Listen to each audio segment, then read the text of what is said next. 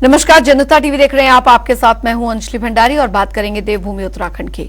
मुख्यमंत्री पुष्कर सिंह धामी ने वनाग्नि को लेकर बयान देते हुए कहा कि वनाग्नि नियंत्रण पाने के लिए हमारी सरकार हर मोर्चे पर कार्य कर रही है। सेना की सहायता लेने के साथ ही अधिकारियों को भी ग्राउंड जीरो पर पहुंचकर वनाग्नि पर नियंत्रण पाने के निर्देश दिए हैं। आगे उन्होंने क्या कुछ कहा, सुनिए।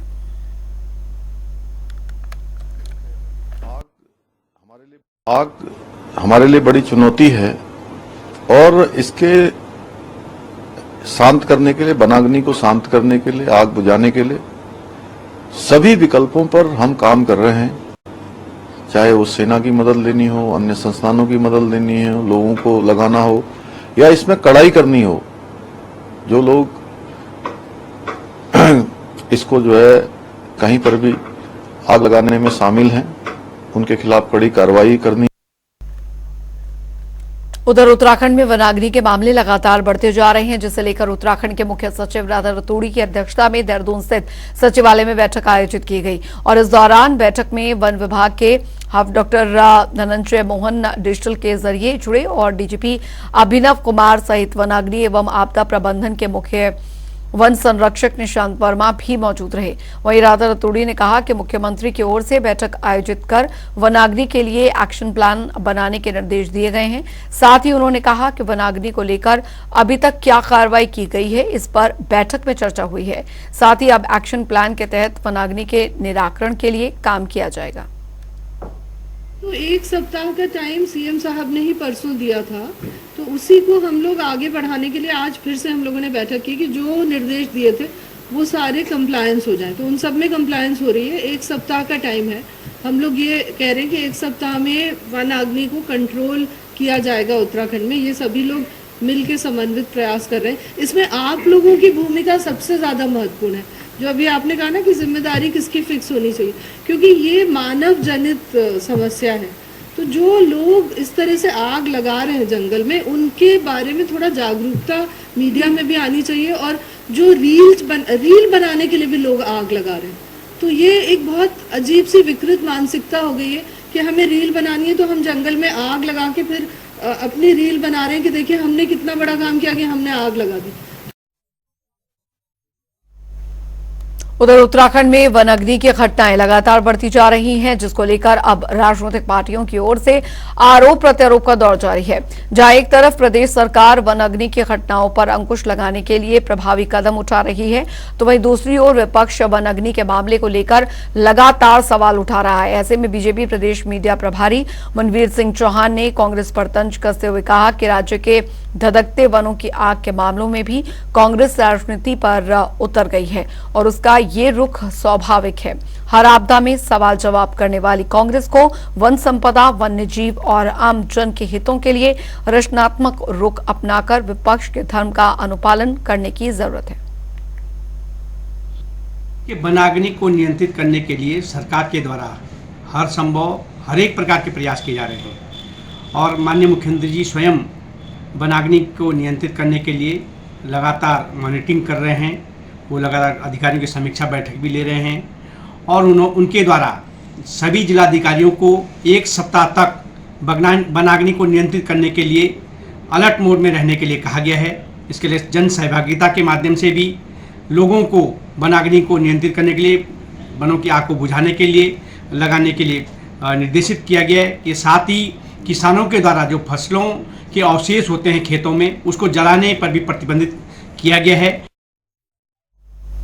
उधर सीएम पुष्कर सिंह धामी ने बयान देते हुए कहा है कि हमारा संकल्प है कि उत्तराखंड राज्य अपने सृजन की रजत जयंती वर्ष 2025 तक एक श्रेष्ठ राज्य बनकर उभरेगा और प्रधानमंत्री की घोषणा स्वरूप 21वीं सदी के इस 30वें दशक में समृद्ध और सशक्त रूप में स्थापित होगा। वहीं कांग्रेस के वरिष्ठ नेता सूर्यकांत धस्माना ने मुख्यमंत्री और प्रधानमंत्री की घोषणा को याद दिलाते हुए कहा कि राज्य में जिस प्रकार से वन अग्नि हो रही है, पेड़ पौधे और फसल जल रही है और आपदा प्रबंधन नाकामयाब साबित हो रही है, इस स्थिति में किस प्रकार से 2025 में उत्तराखंड सर्वश्रेष्ठ राज्य की गिनती में सबसे ऊंचे स्थान पर होगा। मुख्यमंत्री की यह बात तो अब छलावा लग रही है। सपनता महान लोग जैसा करते हैं वैसे ही उसका अनुसरण नीचे वाले करते हैं। मोदी जी 2047 की बात कर रहे हैं, धामी जी 2025 की बात कर रहे हैं। अरे भैया, जो आज का टाइम, आज का समय, जो संकट है वो तो दूर करो। रजत जयंती जब बनाएंगे, उत्तराखंड हिसाब किताब मांगेंगे ना हम 27 में, लेकिन उसके पहले आज की जो स्थिति है उसके बारे में हम जो बात कर रहे हैं उसके बारे में तो कुछ करो। अब मैं और सारे मुद्दे डाल करके यहाँ पे इस आज के मुद्दे को डाइल्यूट नहीं करना चाह रहा हूं।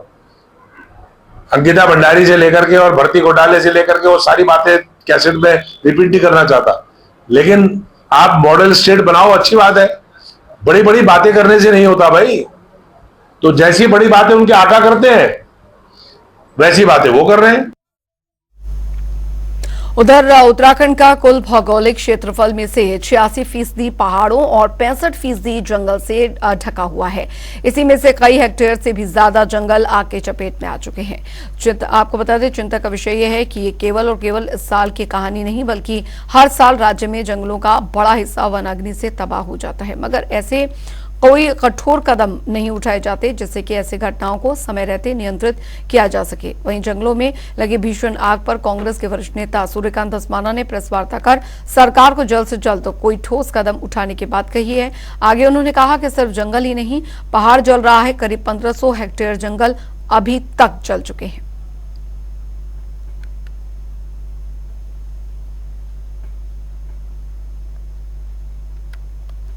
जंगल जल रहे हैं और जंगल नहीं जल रहे, पूरा पहाड़ जल रहा है। 1500 हेक्टेयर जंगल जल चुका है।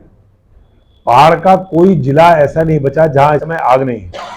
पिथौरागढ़, अल्मोड़ा, बागेश्वर, चंपावत, नैनीताल, देहरादून राजधानी, गढ़वाल के सारे जनपद, सब जगह फॉरेस्ट फायर लगी है। सैकड़ों घटनाएं आग की पूरे उत्तराखंड में गढ़वाल और कुमाऊं जनपद में हो गई है और सरकार सोई पड़ी है। आपदा प्रबंधन तंत्र कहीं दिखाई नहीं पड़ रहा है। पूरे राज्य में जो हालात हैं वो आपातकाल के हालात हैं। 4 धाम की यात्रा शुरू होने वाली है। 4 धाम की यात्रा 10 मई को पट खोलेंगे और उसके बाद 12 मई को बद्रीनाथ के पट खोलेंगे।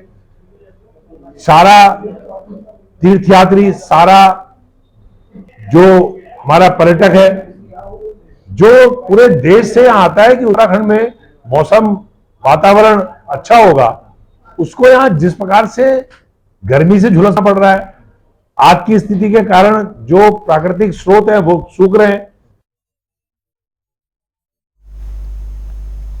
उधर आपको बता दें कि कुमाऊं के जंगलों में भीषण आग है, जिसका असर पर्यटन कारोबार पर भी पड़ता नजर आ रहा है। हालांकि डीएम नैनीताल ने पर्यटकों से अपील की है कि पर्यटन के लिए जिले के अंदर किसी भी तरह की कोई भी दिक्कत नहीं है। डीएम ने कहा है कि हालात पूरी तरह से नियंत्रण में है और ऐसी कोई भी दिक्कत नहीं है जिससे कि पर्यटकों को परेशानी का सामना करना पड़े।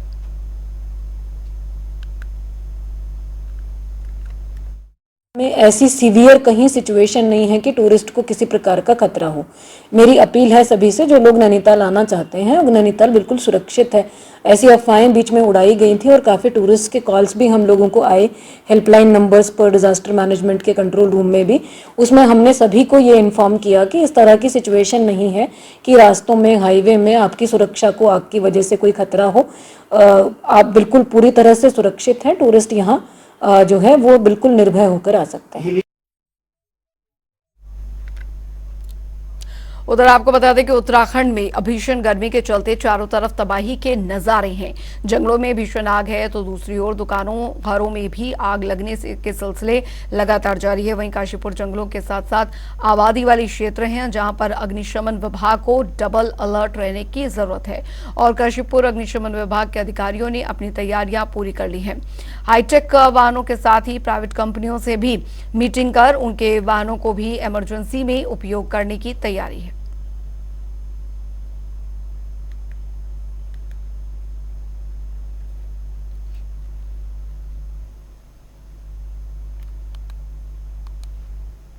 देखिए सर, हमारा जो विभाग है ये इमरजेंसी विभाग है। हम 24 घंटे अलर्ट रहते हैं।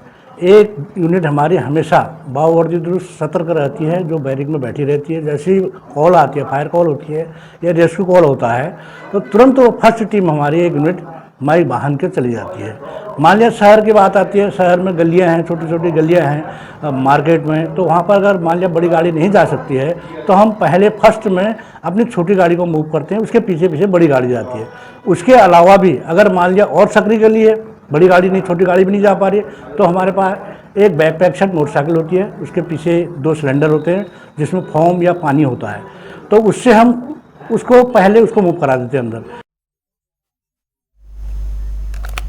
उधर उत्तराखंड में चारधाम यात्रा की तैयारियां तेजी से चल रही हैं। बता दें कि चारधाम यात्रा 10 मई से शुरू होने जा रही है, जिसको लेकर सरकार की तैयारी लगातार जारी है। वहीं केदारनाथ और साथ ही बद्रीनाथ में प्रधानमंत्री नरेंद्र मोदी के विजन के अनुरूप मास्टर प्लान को लेकर पुनः निर्माण के कार्य चल रहे हैं। वहीं उत्तराखंड स्वास्थ्य विभाग यात्रियों को बेहतर स्वास्थ्य सुविधाएं उपलब्ध कराने के लिए पूरी तरह से तैयार नजर आ रहा है। इसको लेकर Uttarakhand DG health doctor Vinita Shah ने कहा कि सभी जिलों के सीएमओ की ओर से जितनी डॉक्टरों की मांग है उतने उन्हें मुहैया कराए गए हैं।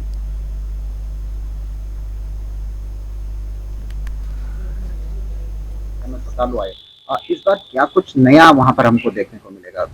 देखिए, एक तो यह है कि आप जानते हैं कि बद्रीनाथ में और केदारनाथ धाम में माननीय प्रधानमंत्री जी के विजन के अनुरूप और माननीय मुख्यमंत्री जी के मार्गदर्शन में मास्टर प्लान को लेकर के विस्तृत वहां पर पुनर्निर्माण के कार्य चल रहे हैं। और वर्ष 2013 की आपदा में जैसा कि केदारपुरी पूरी तरीके से तहस नहस हो गई थी, ध्वस्त हो चुकी थी, उसके बाद केदारपुरी नए स्वरूप में निखर रही है। इसी प्रकार से बद्रीनाथ धाम में भी माननीय प्रधानमंत्री जी का विजन है के अनुरूप उसको एक आध्यात्मिक नगरी के रूप में विकसित करने की कार्य योजना पर काम चल रहा है। और दोनों धाम हमारे उच्च हिमालयी क्षेत्र में अवस्थित है, वहां पर मौसम की विकटता रहती है, परिस्थितियां अनुकूल नहीं रहती है कतिपय बार, लेकिन उन चुनौतियों के बावजूद जो हमारी वहां पर कार्यदायी एजेंसियां हैं, निर्माण एजेंसियां हैं, वो बहुत तत्परता के साथ में उन चुनौतियों का मुकाबला करते हुए पुनर्निर्माण कार्य कर रहे हैं। और हमें उम्मीद है कि हम जब ये कार्य संपन्न हो जाएंगे तो दोनों धाम दिव्य और भव्य स्वरूप में देश दुनिया के समक्ष में होंगे। स्वास्थ्य विभाग इस यात्रा के लिए पूरी तैयार है और हम सुखद सुरक्षित यात्रा का हमारा मंतव्य है। और जितना भी जिले से सीएमओ द्वारा डिमांड की गई है डॉक्टर्स की, वो हमने उनको प्रोवाइड कर दिए गए हैं ऑलरेडी। लगभग इस तरह से उनके जो अपने डॉक्टर तैनात थे और जो बाहर से दिए थे उस मिला के कुल 389 एमबीबीएस डॉक्टर्स, 79 स्पेशलिस्ट डॉक्टर और 337 पैरामेडिकल हम लोगों ने तैनात किए हैं। और ये सभी डॉक्टर्स को हमने और पैरामेडिकल्स को प्रशिक्षण दिया है कि हाई एल्टीट्यूड में क्या परेशानी होगी, मायोकार्डियल इंफेक्शन या कोई और इमरजेंसी को डील करने के लिए। चलिए, देवभूमि उत्तराखंड की खबरों में अभी के लिए फिलहाल इतना ही। वक्त एक छोटे से ब्रेक का।